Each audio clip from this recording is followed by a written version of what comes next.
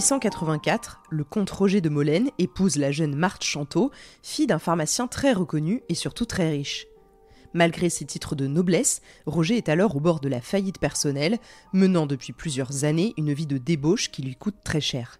Sa réputation le précède désormais et il ne réussit pas à redorer son blason auprès de l'administration, où il avait pourtant une belle place en début de carrière. Ce mariage de convenance avec la famille bourgeoise Chanteau est alors la seule solution pour renflouer les caisses de cet homme qui n'a plus de noble que sa particule. Plus le temps passe et plus le fossé entre Roger et Marthe de Molène se creuse. Une question de genre d'abord, mais aussi et surtout de différence sociale. Je suis Camille Debreuil et je vous raconte aujourd'hui le crime oublié de l'affaire de Molène.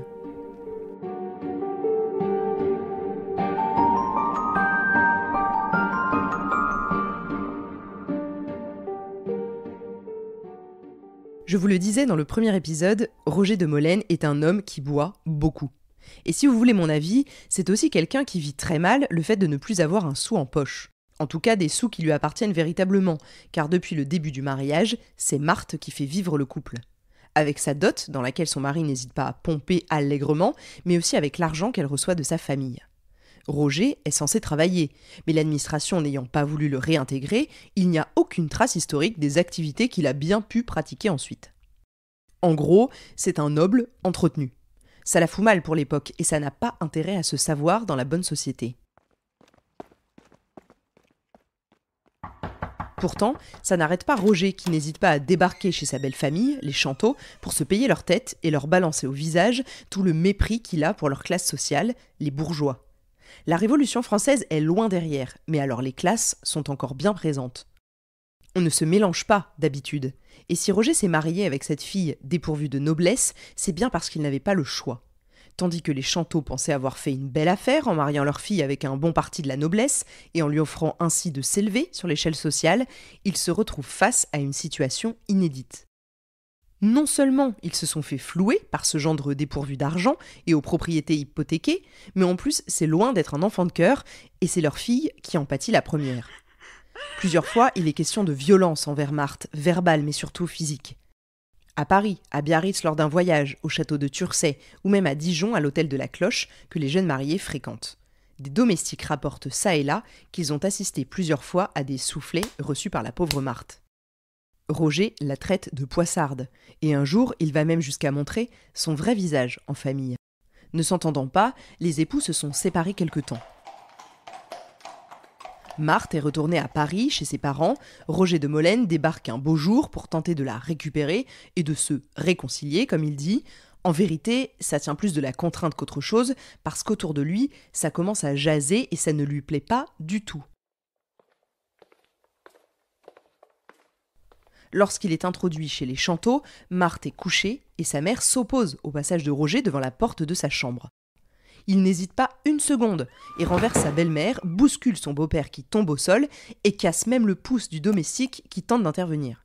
Le pauvre restera dans l'impossibilité de travailler pendant 6 semaines. Et là, les Chanteau commencent à se rendre compte qu'ils ont fait une véritable erreur de casting.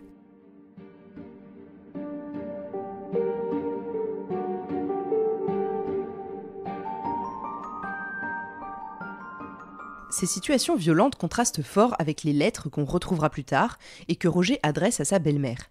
Il lui dit par exemple « Vous ne sauriez croire combien de jolis sentiments j'ai découverts chez cette nature froide en apparence qui est en réalité délicate et aimante. » Puis une autre fois « Ma petite maman, il n'est pas sur terre de roi et de reine plus heureux que nous. » Étrange quand même, ces billets mielleux à belle-maman alors que Roger n'hésite pas dès le lendemain de son mariage à cocufier allègrement sa femme et à la traiter avec mépris et brutalité. À croire qu'un temps, il veut faire bonne figure auprès des Chanteau, en même temps, ça se comprend, ce sont les beaux-parents qui l'entretiennent grassement, et sans même en avoir pleinement conscience. Et comme la dot de Marthe est conséquente, que les parents les alimentent en plus, les deux époux voyagent, ils n'ont que ça à faire puisqu'ils ne travaillent pas. Et c'est lors d'un voyage à Biarritz au cours de l'année 1885 que tout bascule pour le couple de Molène. Durant ce voyage, Roger est particulièrement violent avec sa femme, c'est en tout cas ce que rapporteront les domestiques plus tard lors de l'instruction du procès. Il la bat très souvent et lors d'une discussion extrêmement houleuse, les deux conjoints sont résolus à rompre. Il n'y a pas d'issue, en tout cas, il n'en voit pas. L'histoire ne dit pas s'il s'agit vraiment d'un commun accord. Si vous voulez mon avis, Marthe était un peu plus d'accord que Roger, qui avait besoin d'elle et de son argent. Le fait est qu'en revenant, en novembre 1885, Marthe fait une demande de séparation des corps. La séparation des corps, qui n'existe plus aujourd'hui, est une procédure juridique qui a été mise en place en France en 1885, justement. Elle permet à un couple marié de vivre séparément, sans pour autant mettre fin au mariage, alors qu'avant, c'est quand même plutôt scandaleux de ne pas vivre avec son époux ou son épouse. Cette séparation affecte l'obligation de vie commune, c'est un break, mais n'affecte pas les obligations de soutien mutuel et de fidélité. C'est une séparation qui peut être demandée par l'un des conjoints en cas de désaccord grave ou de faute de l'autre conjoint. Et là, c'est un coup de tonnerre pour Roger de Molène, parce que vu comme la situation est partie, Marthe ne va pas s'arrêter là.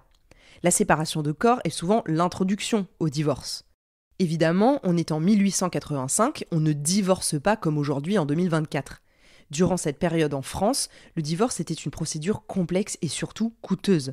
Sans compter que, dans 99% des cas, les femmes sont légalement inférieures aux hommes, donc je ne vous raconte pas le parcours du combattant pour avoir gain de cause. Et je ne vous parle même pas de toutes celles qu'on a regardées en rigolant et en les traitant d'hystériques juste parce qu'elles voulaient échapper à leur mari. Pour qu'une femme puisse divorcer officiellement, elle doit prouver l'adultère, la cruauté ou les crimes commis par son mari. Heureusement pour Marthe, les preuves qui accablent Roger de Molène, ce n'est pas ce qui manque.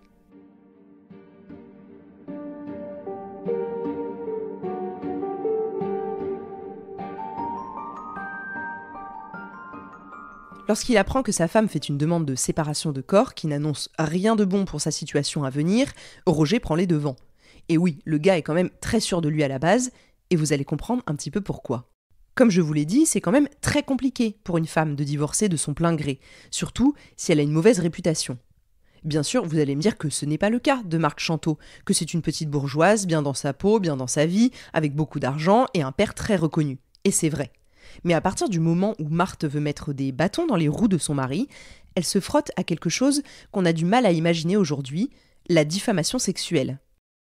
C'est moi qui l'appelle comme ça, parce qu'aujourd'hui ça n'a plus vraiment de sens, encore que certains sont très imaginatifs pour calomnier les autres. En fait, à l'époque, il n'y a rien de pire que de pointer du doigt les mœurs légères ou tordues de sa femme pour la faire condamner ou lui enlever absolument tout crédit. Raconter qu'elle hausse le ton pendant les conversations l'emmènerait directement à l'asile pour hystérie, cela dit. Mais Roger préfère salir sa réputation, faire en sorte que plus personne ne la croie et surtout pas les juges. Sa séparation de corps, Marthe la place sous le signe de l'adultère dans un premier temps. C'est facile, Roger a sûrement couché avec 95% des galantes de Dijon, et ce, pendant son mariage, les preuves sont là. Mais elle l'accuse également de la maltraiter, de la battre, de lui hurler dessus, donc hop, un chef d'accusation pour sévices graves. Et enfin, elle l'accuse d'excès. À l'époque, ça se fait, quand on boit trop, ça peut se retourner contre vous, et là, c'est ce que Marthe va plaider. Roger est un alcoolique notoire et les témoins, encore une fois, ne manquent pas. Avouez que même pour une femme, là, le dossier est solide. Et Roger le sait. Alors il emploie les grands moyens et réplique avec des accusations de saphisme. Pour celles et ceux qui ne sont pas familiers avec ce mot, il s'agit simplement de lesbianisme. Roger accuse sa femme de ne pas l'aimer, de ne pas lui être fidèle et loyal, et pire encore, de s'adonner à des pratiques qu'il qualifie, je cite, de faveurs monstrueuses avec d'autres femmes, notamment des filles de joie. Dans son dossier, il écrira même qu'il la considère comme une descendante par la dépravation de Mademoiselle de Maupin ou de Mademoiselle Giraud. Vous vous demandez sûrement qui sont ces femmes, eh bien sachez qu'elles n'existent pas, ou en tout cas ne sont pas faites de chair et d'os. Mademoiselle de Maupin est un personnage issu du roman éponyme écrit par Théophile Gautier.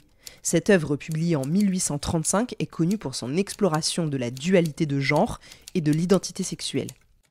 Le personnage de Mademoiselle de Maupin est une femme qui se déguise en homme pour explorer les libertés sociales et individuelles offertes aux hommes de son époque.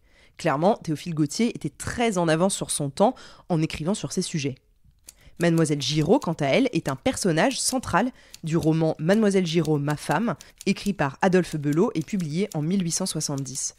Ce personnage est particulièrement notable dans la littérature du XIXe siècle pour sa représentation de l'homosexualité féminine, un thème très rarement abordé à cette époque, parce que même si on sait que ça existe, il est quand même considéré comme tabou. Donc Roger de Molène, en comparant sa femme à des personnages que beaucoup trouvent dépravés, décadents et complètement en dehors des bonnes mœurs, pense frapper un très gros coup. L'homosexualité présumée de sa femme, c'est le seul argument qu'il avance pour tenter d'obtenir gain de cause dans cette procédure de divorce qui s'annonce houleuse. Le souci de Roger, c'est qu'il n'a pas l'once d'une preuve à l'horizon.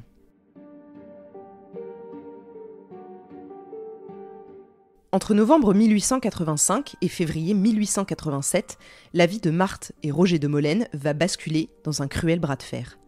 Un combat à main nue entre le mari et la femme, entre l'accusé et l'accusateur, entre la bourgeoisie et la noblesse, entre la fortune et la précarité, mais surtout entre la bonne et la mauvaise réputation.